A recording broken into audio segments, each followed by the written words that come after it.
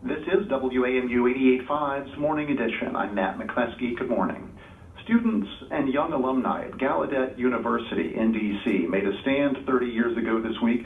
They said the School for the Deaf and Hard of Hearing in Northeast Washington needed to hire a deaf president.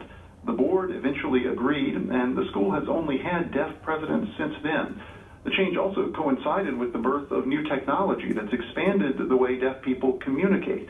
Fred Weiner was a recent alum in 1988 and helped organize the protest. Today he's an assistant vice president at Gallaudet and the parent of two recent alums. He joins us now from his office on campus speaking through an interpreter. Fred Weiner, welcome. Hello, Matt. Good to see you. Gallaudet now has its fourth deaf president. How did the protest back in 1988 change the course of the school? First, it's hard to believe it was 30 years ago. It feels like it was just yesterday, really. But what the protest was really about was self-determination, and that deaf people could make decisions about our lives and about our own affairs. So the last 30 years, we've seen that, not just here at Gallaudet, through the successive leadership of deaf presidents, but in the deaf community. So we're more engaged in our university and the decisions that are made and how that impacts us as individuals, but also as a community. I think the symbolism of having a deaf president and what that represents really changed the mindset for deaf people everywhere. So it gave us more self-confidence and allowed us to become more successful in our personal and professional affairs. One short example that I love to share is my own daughter, Bethany. When she was about 6 or 7, we were walking around here on campus, and we passed the statue of Edward Weiner Gallaudet, who was the first president here at Gallaudet University. Now, when I was 6 or 7, or even when I was 25, I never thought we would have a deaf president at Gallaudet. So when I pointed at the statue to Bethany and said that was the first president here 150 years ago, her question to me was he deaf? So to me, it really showed how much the mindset of deaf people has really changed over the course of 30 years. So really a change there in the mindset and perception. I imagine the development of computers and smartphones over the past 30 years have also changed the way deaf people can communicate. How is that different from when you were a student? It's a huge difference. You can't even imagine. I mean, technology 30 years ago for Americans is so different than it is today, but especially for deaf people, particularly communication technology.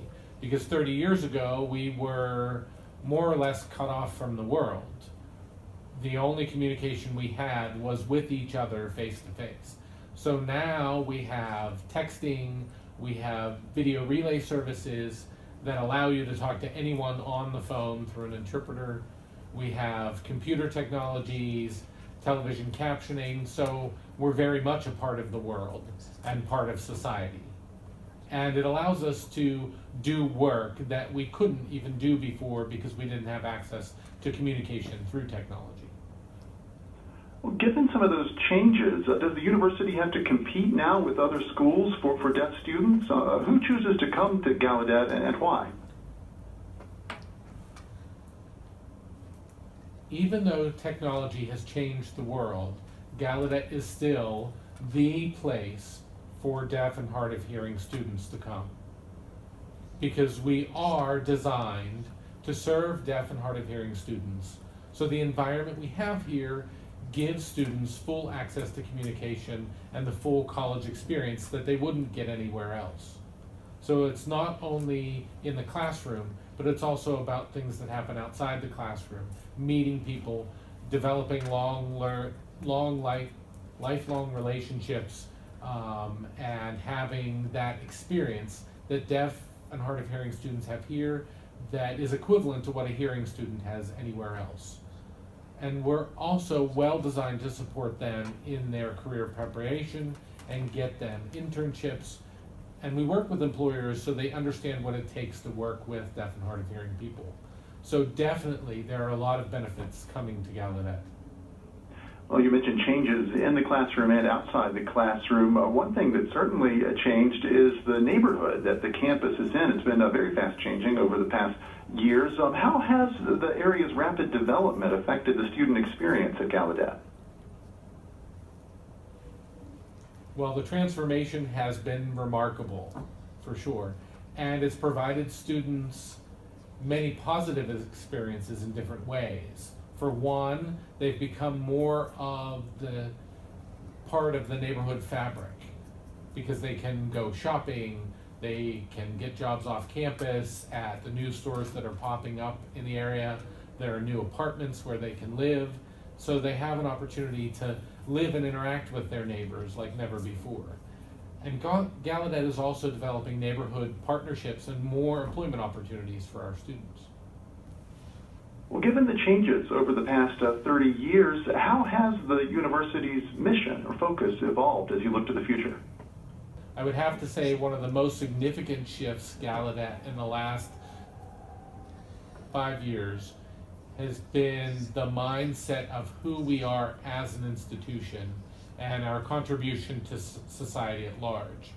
Because if you think about it, when we didn't have a deaf president, our focus was getting deaf leadership in place and creating an environment where being a deaf person at Gallaudet was considered a typical experience. So the last 5 or 10 years, because now we're operating as a typical university who happens to have deaf people attending, we're starting to come up with innovations and research that benefit the society at large. Through the changes in the last 30 years, we're starting to look at ourselves as a university that has a lot to contribute to society, generally, not just for deaf people. So we've had groundbreaking research, for example, on brain development and how the brain learns and through visual means, but that benefits not just deaf people, but the society at large. So we're collaborating with other universities as well as private companies so that our research can have an impact on the education of children. We've also worked with a film company on campus to develop digital media that doesn't require spoken communication or signs, but at the same time, anyone in the audience can understand what's being said. So it really makes a larger impact on the world outside of just the deaf community. Fred Weiner, an Assistant Vice President at Gallaudet University, speaking to us through interpreter Mark Holmes. Thank you so much to you both. Thank you, Matt.